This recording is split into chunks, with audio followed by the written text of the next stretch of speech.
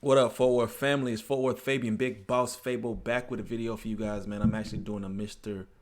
Ballen reaction, y'all. You guys seem to be thoroughly enjoying my Mr. Ballen reactions. I just ask that you guys like, comment, subscribe on all those videos, and subscribe to the channel if you want to see further reactions for Mr. Ballen content, man. I've done several.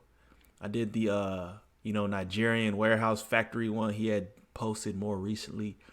That one's doing well, man. Over 1,000 views currently. So yeah, man. I appreciate y'all. I appreciate y'all rocking with the channel. I appreciate y'all doing what y'all do, supporting the kid. Peace, love, prosperity to everybody out here, man. Out there, just taking it day by day. Doing what they got to do to survive. So hey, with that being said, the last reaction, or check out my Mr. Ballen playlist, right? The last one was the most effed up interrogation caught on tape. That one was wild. And then I did the Nigerian death factory, right? Over 1,000 views in about 4 days. So that's the most I've ever gotten on a Mr. Ballen reaction. I think that video in itself is popular, so of course it's gonna create such awareness around it. But a lot of my Mr. Ballen reactions are catching more traction. So, I definitely appreciate y'all watching them. Keep watching them. Subscribe. Check out my Mr. Ballen playlist and watch all the Mr. Ballen reactions I've done thus far. Get your popcorn, all that good stuff. Link provided in the comment section down below as well in the description. So it's funny, just in terms of Mr. Ballen, when I first started just tapping into his content, I wasn't doing reactions to Mr. Ballen. At first, I was just watching his videos normally, right? And I just wasn't a fan. It's crazy. I wasn't a fan of him because I like visuals. Tie in some visuals. Let's get some, what's the term? Anyways, y'all know what I'm talking about, where they act out, the scenes and stuff like that. Bruh, why am I having a brain fart right now? Let's get some real life depictions, or whatever they call that, reenactments. That's what I was looking for, when they reenact stuff and stuff like that. I like that throwing in video content, images, to kind of get you visually, mentally there. And Mr. Ballen, in the beginning, I felt like he didn't do that enough. So I'm like, I can't sit here 30 minutes just watch a person speak and talk with his hands, but then as I got more and more into it, I was completely wrong, bro. He's an awesome storyteller. He really puts you in it. Like a lot of the audio, he'll do a lot of sound bites, sound effects that really put you in the story. And he does have visual image. He does have photos and videos he may interpret, or he may include in the content. So I just feel like I was way off originally to kind of doubt him in the sense of what he brought to the table. Of course, there's other content creators that I kind of thoroughly enjoy, probably over him, but Mr. Ballen is still, one of the best. You know what I'm saying? So I was just blind to it. I couldn't see it at first, but now, it always takes time to kind of develop a taste for anything, so to speak. So, hey, like, comment, subscribe, hit the notification bell. Too much talking going on. Let's get into the Mr. Ballen reaction. Bow. This one is called that one crazy dude who did the crazy stuff on TV. The most insane man on TV. Let's get it. Horrible, vile act that virtually anyone can do. However, there are no laws against it. But before we get into today's stories, if you're a fan of the strange, dark, and mysterious delivered in story format, then you've come to the right place, because that's all we do, and we upload once or twice every week. So if that's of interest to you, please ask the like button to be the back half of your two-person horse costume and eating falafel uploads.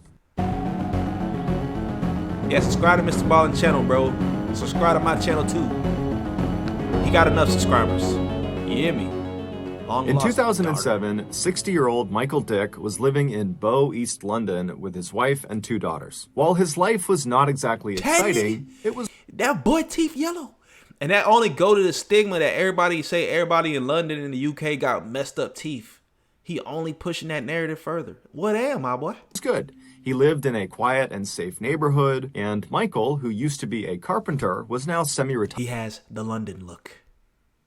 The London look. In a quiet and safe neighborhood, and Michael, who used to be a carpenter, was now semi-retired and got to spend the bulk of his time with his friends and family. But that year, something really started to bother him. 10 years prior, Michael had split up with his first wife. And after their divorce was finalized, his ex-wife and the daughter they had together, her name was Lisa, and she was 21 at the time, those two stayed in the family home in Sudbury, England, and Michael moved south about an hour and a half to Bow, East London. The divorce had been quite messy, and so Michael had not only lost touch with his ex-wife, he had also lost touch with Lisa. And so fast forward 10 years back to 2007, and Michael and Lisa had not spoken since the divorce, and Michael found himself suddenly feeling this unbelievable wave of grief over the loss of his relationship with his first child. And so after speaking with his current wife and his two other daughters, he decided that he had to go find Lisa. He had to be reunited with her.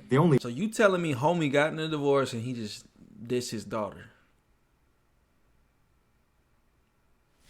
The problem was he didn't know where Lisa lived, he didn't have her contact information, and he didn't know where his ex-wife was, so he couldn't even ask her how to get in touch with Lisa. However, he did have the street address of where they used to live in Sudbury, England, and so he decided that would be his starting point. So in August of that year, Michael and his two other younger daughters, they hopped in the car and they left Bow, East London, and they headed up to Sudbury, and when they got there, Michael navigated to his old street, which had brick houses lining each side of the road, and he drove down until he spotted his old house, and he parked right out front, and then he alone hopped out of the car and he walked up to the front door. He took a deep breath and then he knocked on the door.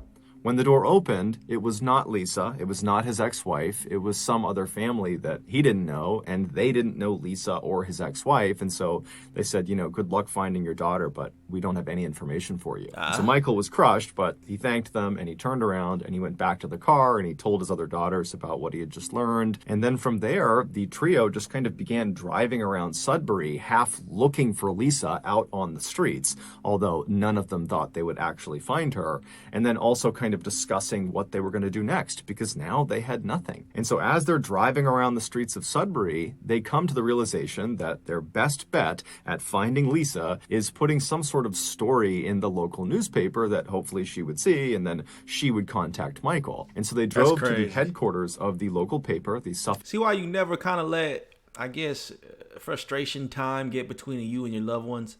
Literally, you had to go to the extreme of, I get, you love your daughter, you taking the time out to find her 10 years later, whatever it is. Well, you go to the extreme to go to the press to get this story out when it was a phone call away. All you had to do was keep in touch. Yeah, like that's a lot. Free press. That's extra. And they went inside and they managed to speak to a reporter, and after telling the reporter Michael's story about how he's lost touch with Lisa, the reporter thought, you know what, this is actually a pretty interesting story and I'd be happy to do a small feature on you guys. And so the reporter, along with a photographer, brought Michael and his two daughters outside. They took a picture of them, and then they told Michael, in the next edition of the paper that will run in a couple of days. But I already know something really weird finna happen. My intuition and foresight is telling me something in particular, but I ain't gonna say nothing. I'll keep it on the hush mode. We'll run this picture along with a little write-up about how you're looking for Lisa, and we'll put your contact information in there, and hopefully she sees it and she reaches out to you and you can be reunited and live happily ever after. And so Michael thanked the reporter and the photographer, and then he and his other two daughters hopped in the car and headed back to Bow, East London. In 2007, at the same time that Michael was beginning his search for Lisa, Lisa was actually beginning to think, you know what, I want to go find my dad. Lisa was now 31 years old. She had 3 kids of her own. She was married. She had moved out of Sudbury to a neighboring town. And she was thinking, I really want to have a relationship with my dad again so that my kids can have a relationship with him. And so she began speaking with her mother and with friends about how she should go about finding her dad, because like Michael, she didn't have his contact information. She didn't have a phone number. She didn't know anyone who would. And then when she went on social media to look for him, he wasn't on there, and so she was kind of at a loss. Then, one day in August, she was at her office, and she was in the break room, and she saw a copy of the Suffolk Free Press sitting out on the coffee table. So she picked it up, and she began flipping through the pages, and then suddenly she stopped when she saw a picture of herself. She saw her and her mother walking along the streets of Sudbury. She had been in Sudbury just a couple of days ago to talk to her mom about finding her dad and kind of strategies for how to go about doing that. And then Lisa glanced at the caption for this photo and she nearly fell off of her chair. The man and the two girls who were the main focus of this photo that Lisa was in were her father and her two stepsisters. She just didn't recognize them. She just saw herself in the back of this photo. So purely by chance, after... Whoa, whoa, whoa, whoa.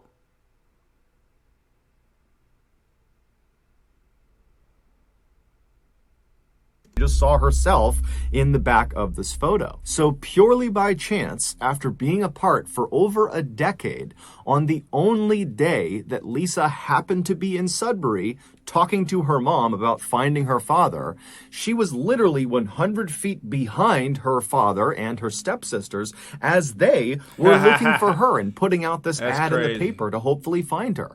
And this one photo that the photographer took captured all of them. Her steps, I thought that was her half sisters though. I thought he had them kids from another relationship. But what, he just took those kids, like essentially adopted them kids or what? But that right there is like, you know, you can't explain that. That's good DNA. Father and daughter thinking the same. They was thinking alike, you know. In the same frame. Yep. Lisa would, of course, read the article and get her father's contact information. She would reach out, and initially, Michael actually thought it was a scam and didn't believe this was actually Lisa calling to say, I found myself in the picture of you in Sudbury. But eventually, he was convinced, and he drove right out to Sudbury, and he got a chance to meet his grandkids for the first time. And today, he and Lisa are still in touch. Before we get into our next story, I want to talk to you. I was finna say, bruh, she literally reached out to you directly. You spent all this time searching high and low. You actually get in contact. I don't believe it's you. You're trying to scam me? This guy, bruh. Welcome anything that comes from that energy with open arms. You know what I'm saying? I wouldn't be over here skeptical when I'm spending all these years trying to find her. I'm just going, ain't nobody finessing me. We can meet in person and see what's up. I could tell you my daughter versus I'm getting scammed. Bruh, like you went through all that trouble to just turn down the opportunity. Like, what if he had just been like, nah, that's not you? You know what I'm saying? Like, this fool. Is that oftentimes you don't actually know you're struggling with your mental health. Before I became MrBallen on the internet, I struggled mightily with depression. However, had you asked me at the time how I felt... Hold up, MrBallen was in the army?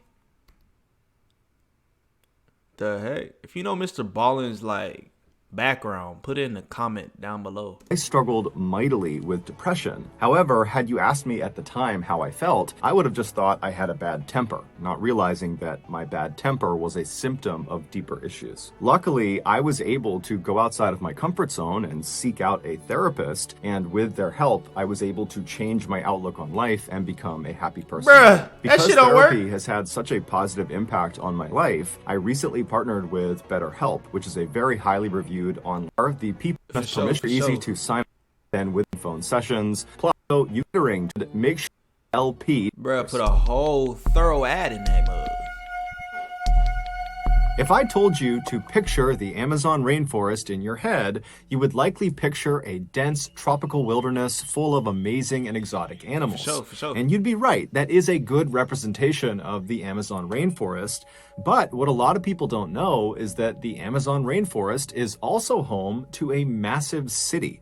It's called Manaus, and it sits right in the middle of the Amazon rainforest, right along the Amazon River. And it happens to be one of the most violent places in the entire world. What? All it takes in Manaus is simply walking down the wrong street or crossing the wrong person, and you can get shot or stabbed in broad daylight, and there's virtually nothing anyone can do to stop it. In 1989, a 31-year-old former police officer named Wallace Souza decided to make a TV show about what it was actually like to live in his hometown of Manaus. And unlike other crime shows in Brazil that often censored out the most graphic content they covered, Wallace decided he wasn't going to do that. He wanted to expose the harsh reality of life in Manaus. For what though? And he felt like the only way to do that was to show everything. And so that year, he launched this show, which he called Canal Livre, which translates roughly to free channel. And true to form, there was no filter on what went on the air. And so this show was shocking. Viewers were given a front row seat to freshly murdered victims that are lying out in the road and slumped over chairs in restaurants and behind steering wheels. And the cameraman would zoom in on their fatal injuries, and they would zoom in on the faces of these people that have just died. Every gratuitous detail, every blood spatter, every grieving family member of the victim who's crying out in pain, all of it was shown on this TV show. And then in between these very dark and violent segments about gang killings and drug deals gone wrong, Canal Livre also had a much lighter side. They would bring on local artists to talk about what they're working on, to maybe... Hold up. Manaus is the capital and largest city of the Brazilian state of Amazonas. Bruh, I didn't even... What? The Brazilian state of Amazonas? The Amazons live there? Wonder Woman? Bro, what is the state of Amazonas? Why is this like breaking news to me, my boy? 7th largest city in Brazil. It's Brazil, bro. It's Brazil. It's Brazil. He trying to make it look, it's a foreign land. It's located in the rainforest and no one's ever been there. Okay, I was wondering, like, what? It's on the banks of the Negro River in northwestern Brazil and is the capital of the vast state of Amazonas. That's the first time I heard of a state called Amazonas, bro. A major departure point for the surrounding Amazon rainforest. Just east of the city, the dark Negro River. The dark Negro. Nah, I think it's called the Negro. The Negro River converges with the brown, muddy Solimões River, resulting in a striking visual. Bro, maybe I'm lost. Try to sell... Maybe I'm just...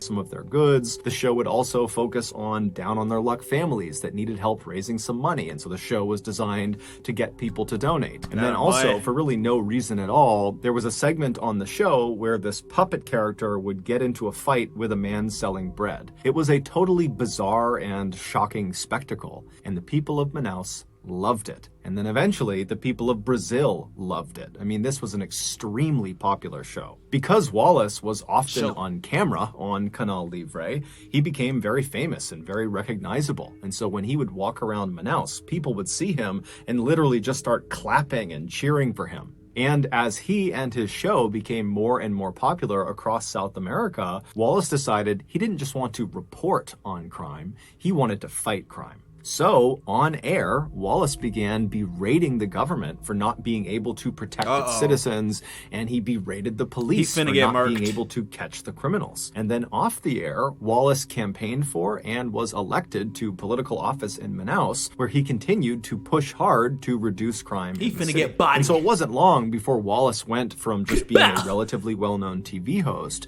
to being one of the most beloved and influential and trustworthy people in all of Brazil. However, over the years, there was one strange thing about his show, Canal Livre, that people just couldn't wrap their heads around. This oddity was most obvious in a now famous episode of Canal Livre that aired sometime in the mid-2000s. This episode opens with a Canal Livre reporter making their way...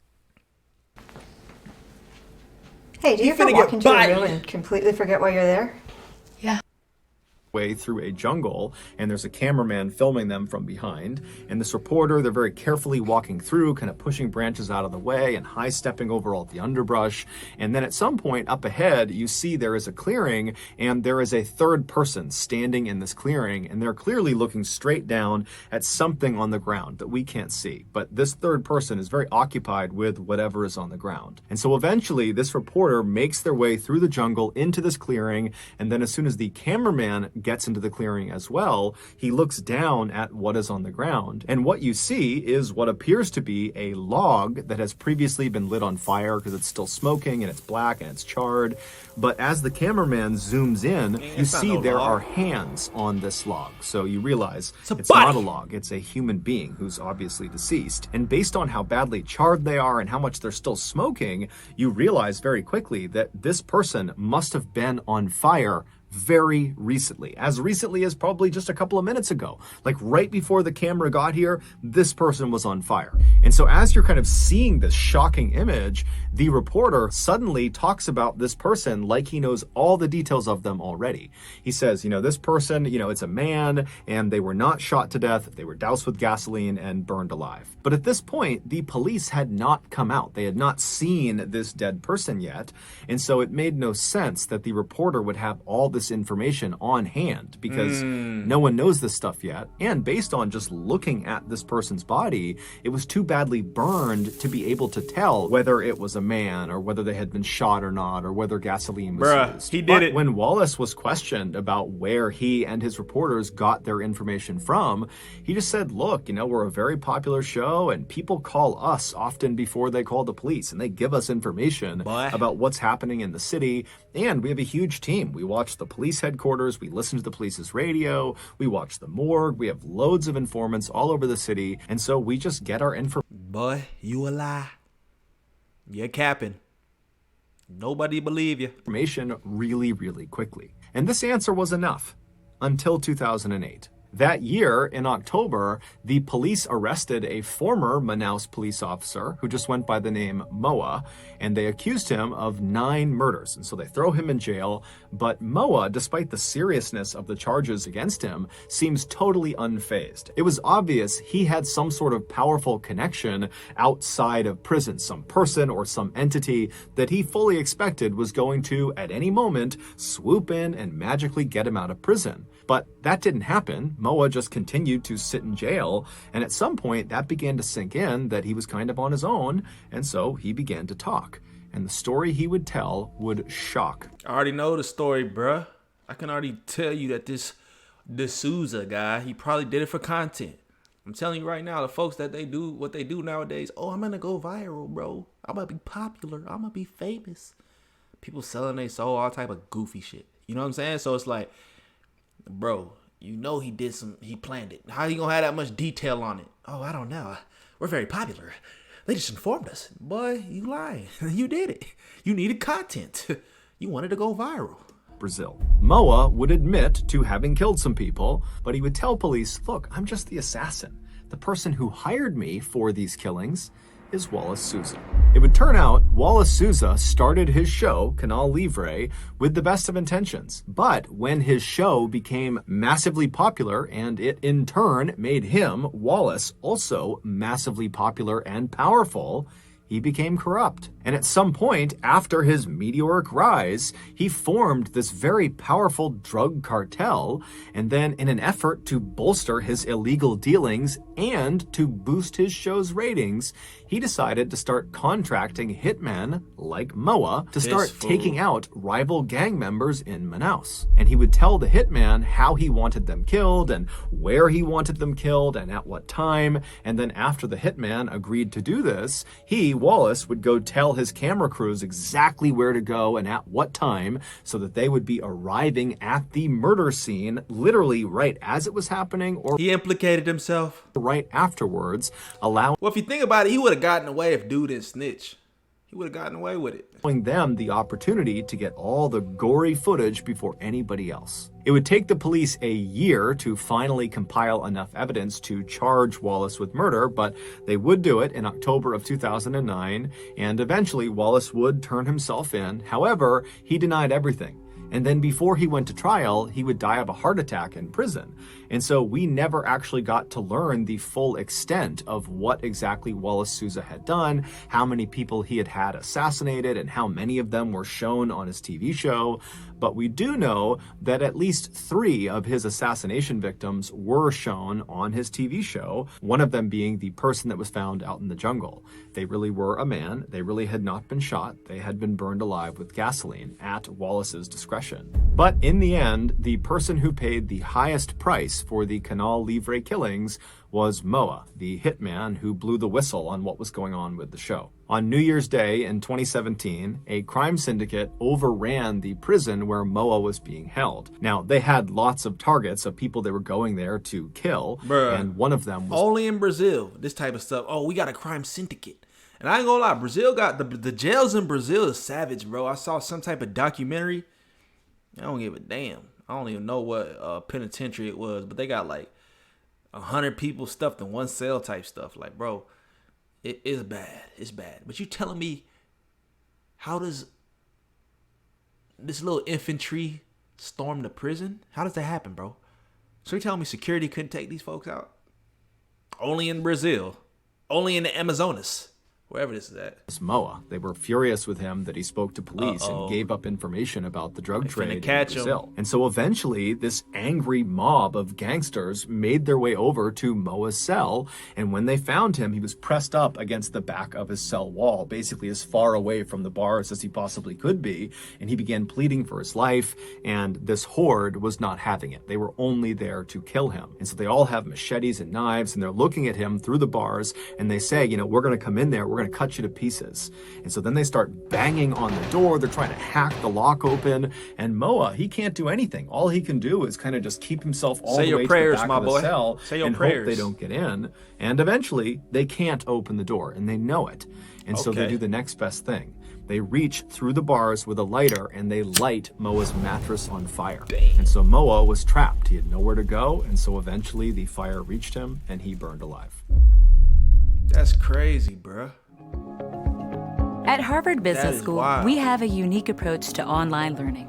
I mean, you know, snitches get stitches, man. You know that corny saying everybody know, man, snitches, bruh, they don't really last long.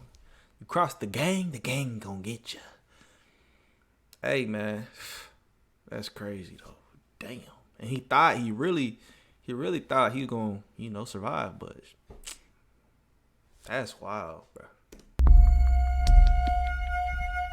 Sheesh. In 2010, 18-year-old Renee Marsden was living in Sydney, Australia with her parents and her 3 siblings. Renee was a very outgoing person who had a big circle of friends, and she was also very close with her family, especially her mom, Teresa. Teresa had given birth to Renee when she was only 19 years old, and so now that Renee was a young woman, because of their closeness in ages, the two had become very close friends instead of mother and daughter.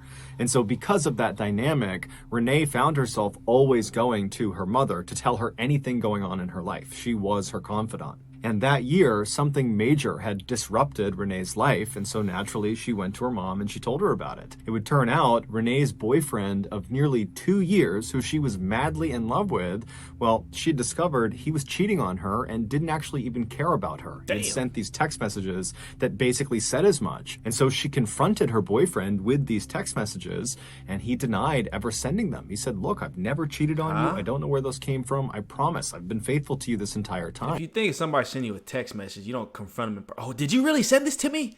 Bruh, they got my number on it, right? Yeah, that was a guilty as charged, ma'am. That was me. Did this really come from you? Oh, no. You would think, assume so. Duh.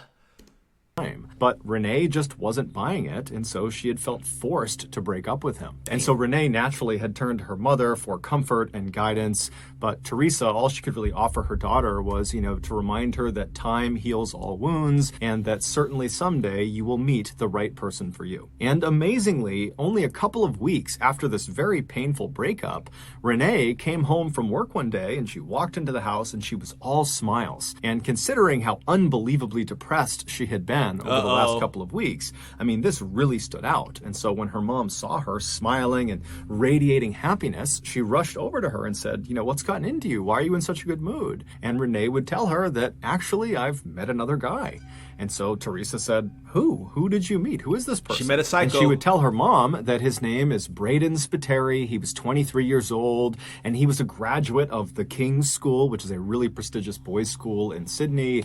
And his father was this really successful business person who owned this big construction company that he was set to inherit later on. And so she was just raving about how amazing this guy was. And Teresa was really happy. If nothing else, this was a very good distraction for her. And so she asked her daughter at some point, how'd you meet this guy? And Renee would tell her that Camilla had introduced them. Camilla Zaidan was Renee's best friend. They had met in high school. And Renee would explain to her mother that Braden was actually Camilla's ex-boyfriend, but they hadn't dated in a really long time, and there was... Bruh. Would y'all do that? Question to the general public. Would you date your friend's ex? No, I don't even ask that question. Bruh, what? And I wonder if she told her before, like, this is my ex. Or she just like, he a good dude. Trust me, I know. Like, tell me how you know. No feelings between them. They were just friends at this point. And apparently, after Renee had this really painful breakup, Camilla had just felt bad for her. And so she had gone out and found the best possible match for Renee, which in her mind was this guy, Braden. Teresa knew Camilla really well because she was always over the house. And she knew Teresa's intentions must have been good, but she's thinking to herself, this is bad news. You don't want to have best friends, one dating the ex-boyfriend of the other. It's just bad news waiting to happen. And so Teresa couldn't even help herself, and she says to her daughter, do you really think it's a good idea to be dating Camilla's ex-boyfriend? But Renee would tell her mom, look, Camilla was totally upfront with me. She just wants me to be happy. She thinks Braden is a good match for me. They don't have feelings anymore, not at all. She's totally in support. And so Teresa still very much had her doubts that this was a good idea. But she put those doubts aside, and instead she said, okay, well, can you show me a picture of Braden? Can I see what he looks like? And so Renee pulls out her phone, and she finds a picture of Braden, and she shows it to her mom. And right away, her mom is looking at this picture and seeing that Braden is a very handsome guy, big, bright smile. But she sees in this picture, Camilla is very clearly laying on his shoulder like she is his girlfriend. And so again, Teresa's thinking to herself, this is not good. Someone is going to get hurt. But over the next couple of weeks and months, Renee and Braden texted each other all the time. I mean, Renee had her phone out basically 24/7 talking to Braden. Bro, I'm not texting a girl for months, bro. Like, he was really setting something up. He was getting calculated with it, bro. For months, then what? Like, you haven't even chilled or kicked it after a few months? Come on, bro. Had made plans to meet up and see each other in person for the first time on several different occasions, but every single time they were set to go meet, one of them would have a conflict that would make it impossible to have this face-to-face meeting. And so before long, when they just could not get a meeting established, they kind of stopped trying to have face-to-face meetings. It was almost like they had built this really strong, flourishing relationship all via their phones, and it just was getting more and more awkward to actually go out and see each other in real life. It was just... Y'all, you hearing this? This sounds real stupid. More comfortable doing it all on their phones. And so this digital-only relationship between Renee and Braden continued for almost a year until January of 2012 when something horrible happened. Braden was in a horrible motorcycle accident. He survived the accident, but his passenger, his best friend, this guy named Richie, who was riding right on the back of his motorcycle, he didn't survive. He was killed in the accident. And it was determined that Braden was driving recklessly. And so he was charged with manslaughter and convicted and sentenced to 2 years in prison. Even though Renee's mother, Teresa, was totally upset about this accident. I mean, she did understand someone had lost their life and now Braden was going to jail for 2 years. She understood the seriousness of this accident. But at the same time, there was a part of her, her motherly, protective side of her, that was kind of relieved for her daughter. She figured with Braden being out of contact for 2 years in prison, that their relationship would end and Renee could go pursue somebody else who was not an ex-boyfriend of a close friend and was someone that she could actually see in person and not just have to text with all the time. But surprisingly, after Braden was transferred to Goulburn Prison, which is where he'd be serving his 2-year sentence, sentence. It's located about 2 hours to the south of Sydney. His family smuggled a phone somehow into this jail, and he was able to continue texting with Renee. And so after he was incarcerated, they just picked up their relationship like nothing had changed. Now, Renee's family did not like this development, and they told her as much. They thought this was a bad idea, that this was the wrong path for her, but Renee didn't care. She was totally in love. And in fact, over the first couple of weeks that he was in Goulburn prison, their relationship only intensified. They actually agreed to get married as soon as he was released at the end of 2013. And in fact, Renee had already begun making wedding preparations. She had gone on eBay and found this beautiful tiara she would wear on her wedding day, and she had contracted a wedding. People these days, bro, I don't even know how old this is or how long ago this happened. I'm talking about people these days, bro. Folks are just lost in general, bro. But that's life sometimes. Folks are just that lonely. They that desperate. Oh man, I found somebody. I don't care if my best friend dated him and, you know, I love him. What? Bruh, it's set for failure. Wedding photographer, and she had even contacted the Greek consulate to ask if it would be okay if Braden were allowed to enter their country, because they were planning to have their honeymoon in Greece, and Braden was going to be a convicted felon, and so she needed permission for him. But in August of 2013, just 2 months before Braden's expected release date, something changed. Renee's mother, Teresa, got a text message from Braden, something she had never gotten before, and it said, "You need to check on your daughter. She's talking about killing herself." And so Teresa is totally taken aback by this message, and she goes right into Renee's bedroom where she is sitting on her bed, and her mother sits down next to her and says, "Honey, are you okay? You know, what's going on?" And Renee would look up at her mom and say, "Yeah, you know, I'm fine. What's going on with you?" And then Teresa would hold out the phone and show her the text message from Braden, and as soon as Renee saw it, she kind of sighed and looked at her mom and said, "I'm not going to hurt myself. We just broke up. Our relationship is over." Teresa knew this was going to be an extremely hard stretch of time for her daughter with another painful breakup here, but at the same time, Teresa thought to herself, this is probably for the best. That relationship just had bad news written all over it from the start, and so now she can begin to heal and move forward with her life. Here we go. So Teresa and Renee would sit in the room for a while just chatting on the bed, and then eventually Renee would tell her mom that her plans that night were to go out with her friends and cut loose and kind of just forget about this whole thing. And so Teresa sat in her bedroom on her bed as her daughter stood in front of the mirror and got ready, and then once Renee was ready, she and her mom hugged and kissed, and then Renee told her mom she'd be back soon, and then she left the house. A few hours later, Teresa received a text message from her daughter, and it started with, "Mom, I love you so much, and I'm sorry for the pain I'm about to cause you." Bruh, really? "You can still talk to me though. Just call out my name and I'll be there." Teresa read this message and didn't really know what to make of it. Bro, I gotta read the whole thing. Hold up, my boy. "You're the most amazing person and mother ever and my very best friend. I wasn't happy and I need you to understand that it's okay. Don't let this ruin everyone else you need me to take care of, okay? I need you to be strong for me." That's just like, bro, that's really, like, that's the most selfish thing you could do, right? Killing yourself knowing that there's people out there that that love you, and you young too, so you could always get help. A lot of this stuff is momentary, bro. All these kids, "I got bullied in school, I need to kill myself," or, "Oh, she broke up with me." Bro, it'll only get better. Really, like these high school kids that ended early, it's like, bro, once you get out of high school, your whole life changed. Like the goofies that you thought was picking on you or whatever, or thought would always be in your life, they're gone. And you probably would never see them again. It's just like, I don't get it, man. You got to be strong. You got to be strong, bro. And honestly, thinking to myself, I probably wouldn't have let my daughter leave the house if I had got like an inkling that she may be suicidal. I'd be like, "Nah, you chilling. You ain't going out tonight. I'm going to watch you." But then again, that can backfire completely, right? You can't really put a constraint or control on that. I just don't get it, bro. Knowing that you got a loving family. "Oh, sorry, Mom. Don't worry. When you hear me, I will call. When you call me, I will..." Bruh, it's sad, but it's like, come on. It's low-key ridiculous, man. "Oh, just call out my name and I'll be there." Teresa read this message and didn't really know what to make of it. She knew her daughter was almost certainly very upset about this breakup, but she didn't really understand the context of this message, and so she called her daughter. She didn't pick up, so she called her again, and after that second time her daughter didn't answer, she sent her a text message that just said, "Please call me back."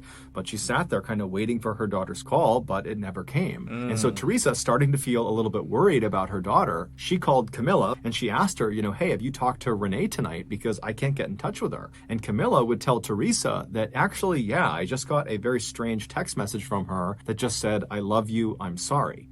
And so at this point, the two women understood that there could be something very wrong with Renee. And so they met up and drove all around Sydney, going to all the places that Renee was known to go to. But after several hours of looking and not hearing back from Renee, they really didn't know what to do.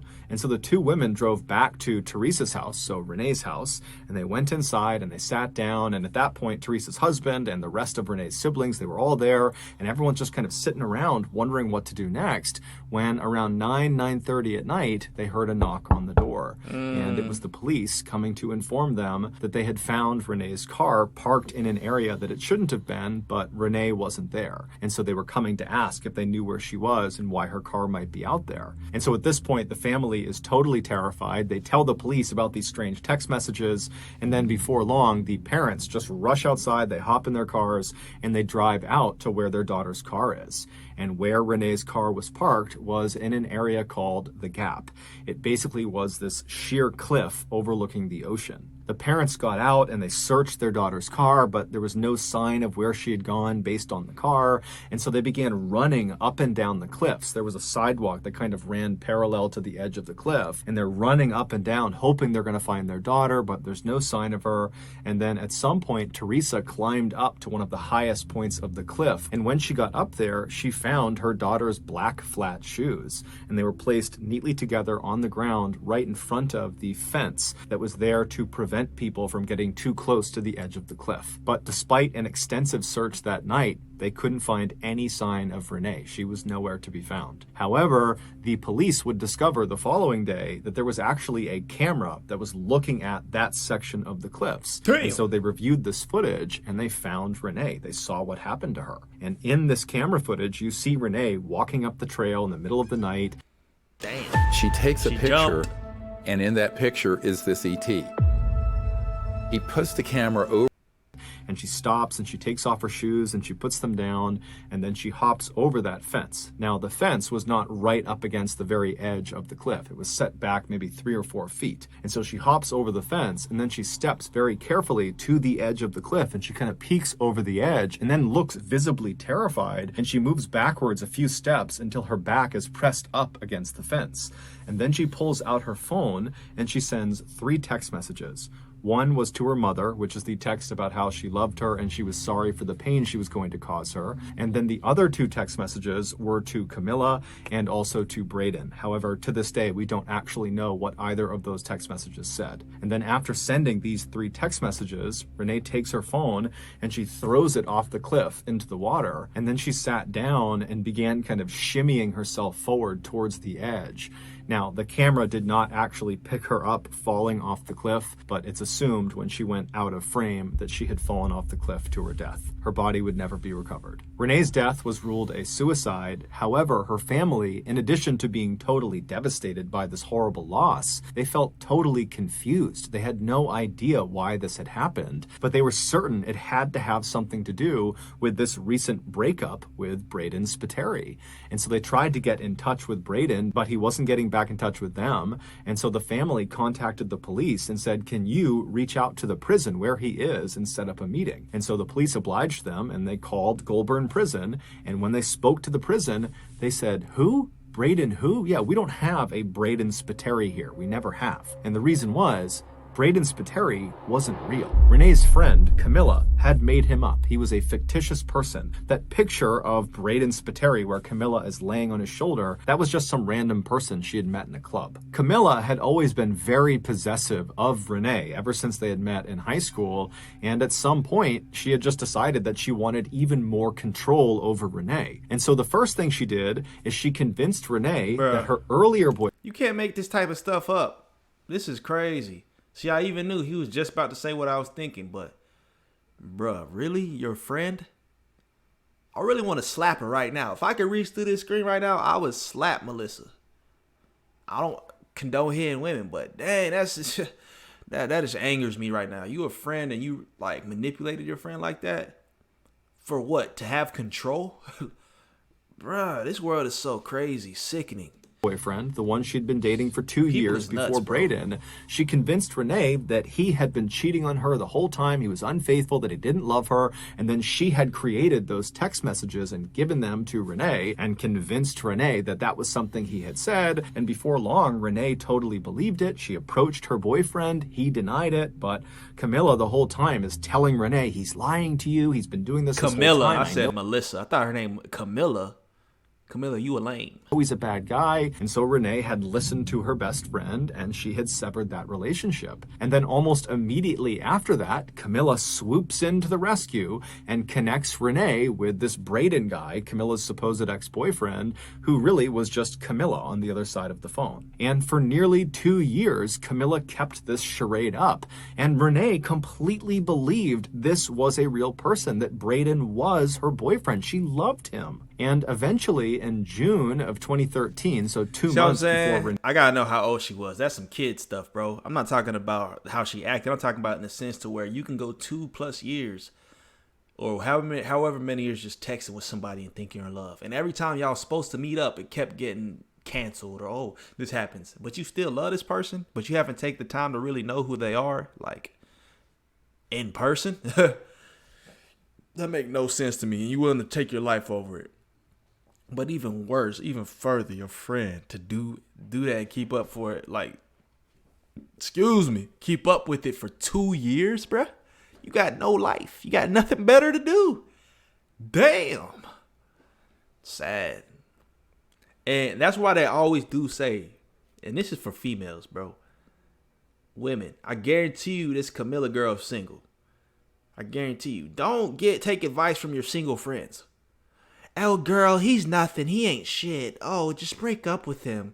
Just so y'all can, associate misery together. It's just like your friend is willing to sabotage everything good for you just because she's lonely. I'm telling y'all, bro, single girls and their single friends and all that is the biggest sabotagers. That's why every time a potential good guy could walk up to a girl, talk to him, say, hey, I want to get to know you. They gonna have a friend there. Oh, she doesn't have a time for you. She gonna speak for her friend, even though the friend probably is interested in you. That's what I'm saying. Girls be salty, bro. They just be salty. Renee died, she confided in Braden, aka Camilla, that her friend Camilla was toxic and mean and controlling, and she didn't want to be her friend anymore. And so Camilla, she's reading this and she's furious. And so she decides the only way to get revenge on Renee and regain control of her is to have Braden break up with her. And so 2 months later, on August 5th, 2013, so on the day that Renee died, she was out to lunch at around 1 p.m. with a coworker when she gets a text message from Braden that just kind of comes out of the blue, and it says, I need a break from you. Now, this is around the time that they're planning their wedding. And so Renee is totally heartbroken, and she's trying to get in touch with him and call him. He's not picking up. And then fast forward to about 2:45 p.m. that afternoon, we know Renee called Goulburn Prison. It was the first time she had done that.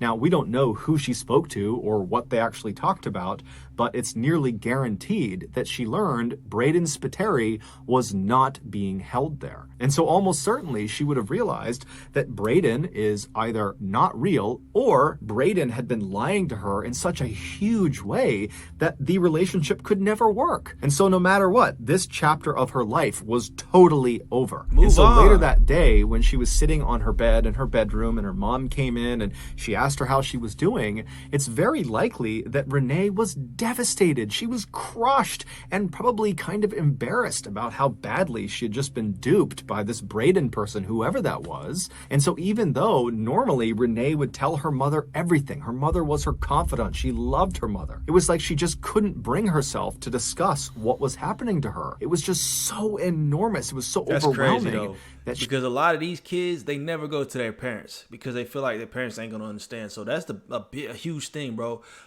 You, like, as parents, and I don't even got a kid, you got to really be on top of it. You got to check on your kid, see what he's dealing with. A lot of these parents that don't really, like, pry, you got to pry as a parent. Let's be honest, bro. You got to pry. Even if because kids are going to lie to you regardless. But try to get some form of the truth out of them. Versus, oh, he'll be okay, sonny boy. Like, bruh, I'm getting angry. This story's making me heated. She hid it from her mother. And instead, she just got dressed up, said goodbye to her mom, and then she headed out to the cliffs. No charges were ever brought against Camilla because catfishing, which is exactly what she was doing, which is using a fictitious online persona to lure people into relationships, well, that's not considered a crime in Australia. And Camilla, despite being pressed by the police and... This is Camilla? And she married? For what though? Who's gonna wife her up? Why would you wife her up? Renee's family has never taken responsibility for this and has never apologized.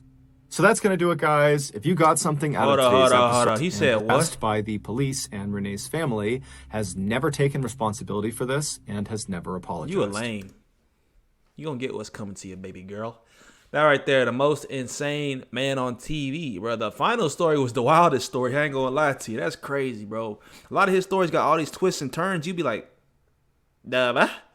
Bro, like, comment, subscribe, hit the notification bell. Follow me on Instagram, Twitter, FortWorthFabian. It's the road to 1 million. Peace, love, prosperity. Everybody rocking with the channel, bro. With that being said, we got more Mr. Ballen on the way.